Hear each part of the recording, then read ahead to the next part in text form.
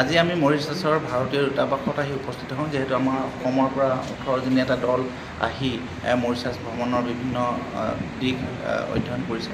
গতিকে মৰিচাছৰ ভাৰতীয় দূতাবাসৰ যিগৰাকী উপ উচ্চায়ুক্ত ভীমৰাজ আয়ান আৰু ফাৰ্ষ্ট অফিচাৰ ৰঞ্জন সিঙে আমাক গোটেই দেশখনৰ বিষয়ে খুব সুন্দৰকৈ আমাক বুজাই দিয়ে যে কেনেদৰে তেওঁলোকে অৰ্থনীতিত আগবাঢ়ি গৈছে, কেনেদৰে শিক্ষা, প্ৰযুক্তি, ব্যৱসায় সকলোতে কেনেকৈ আগবাঢ়ি গৈছে আৰু বিশেষকৈ ভাৰতীয় ছাত্ৰ ছাত্ৰীসকলৰ কাৰণে এটা খুব সুন্দৰ সুযোগৰ কথা তেওঁলোকৰ কাৰণে আৰু ভাৰতীয় ছাত্ৰ ছাত্ৰীসকলেও এই সুবিধাটো ল'ব পাৰে। শিক্ষাৰ ক্ষেত্ৰত, সংস্কৃতিৰ ক্ষেত্ৰত, প্ৰযুক্তিৰ ক্ষেত্ৰত এনেকুৱা ধৰণৰ তেওঁলোকে বৃত্তি দিয়া হয়, তেওঁলোকে বৃত্তি দিয়ে। যিহেতু মৰিচাছ এখন খুব সুন্দৰ পৰিষ্কাৰ দেশ, এই সম্পৰ্কেও কিয় তেওঁলোকে পৰিষ্কাৰ কৰি ৰাখিব পাৰিছে বা কি কাৰণে তেওঁলোকে এইটো সফল হৈছে, এই বিষয়ে আমাক খুব সুন্দৰকৈ আহি আমাৰ মিষ্টাৰ আয়ানৰ লগত তেওঁ ডেপুটি হাই কমিশ্যনাৰ উচ্চায়ুক্ত যথেষ্টখিনি কথা গম পালোঁ। আগতে এই কথাবোৰ আমি জনা নাছিলোঁ। আগতে জানো যে মৰিচাছৰ লগত ভাৰতবৰ্ষৰ দীঘলীয়া সম্পৰ্ক, কিন্তু আজি বৰ ভাল লাগিলে যে ভাৰতবৰ্ষ আৰু আমাৰ যিটো সম্পৰ্ক, এই সম্পৰ্কটোক লৈ তেওঁলোকে ইমানলৈ আগবাঢ়িছে যে আজি গোটেই পৃথিৱীয়ে গণ্য কৰা এখন দেশ হিচাপে পৰিগণিত হৈছে।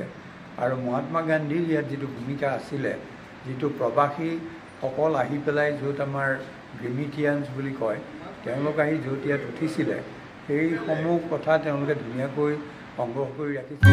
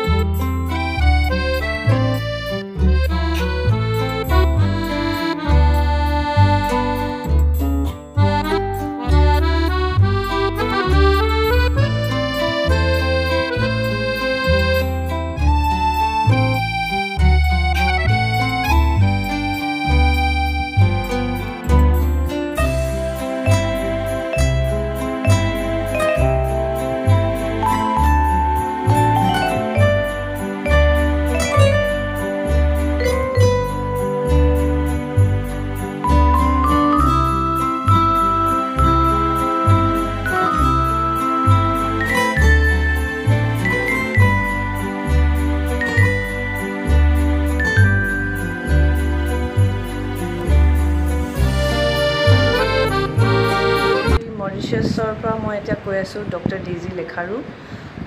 আমাৰ যিটো দল আহিছিলে মৰিচাছলৈ ট্ৰেভেল এণ্ড লাৰ্ণিং ভিজিটৰ কাৰণে, আজি ইণ্ডিয়ান হাই কমিশ্যনৰ ডেপুটি হাই কমিশ্যনাৰ মিষ্টাৰ আৰ্যনৰ লগত আৰু ইকনমিক্সৰ যিজন হেড হয়, এডুকেশ্যনৰ হেড, তেওঁলোকৰ লগতো আমি আজি সাক্ষাৎকাৰ হৈছোঁ।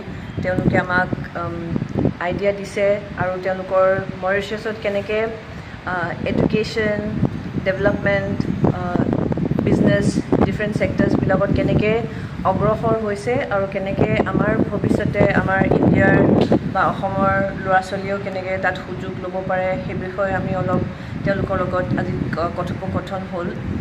আমি বহুত কিছু শিকিব পালোঁ আৰু আগলৈ যাতে আমি তেওঁলোকৰ লগত সম্পৰ্ক ৰাখি ৰিলেশ্যনছ ডেভেলপ কৰি আমাৰ প্ৰজন্মক যেনেকৈ আমি আগবঢ়াব পাৰোঁ, আমি সেইটো প্ৰচেষ্টা চলাম।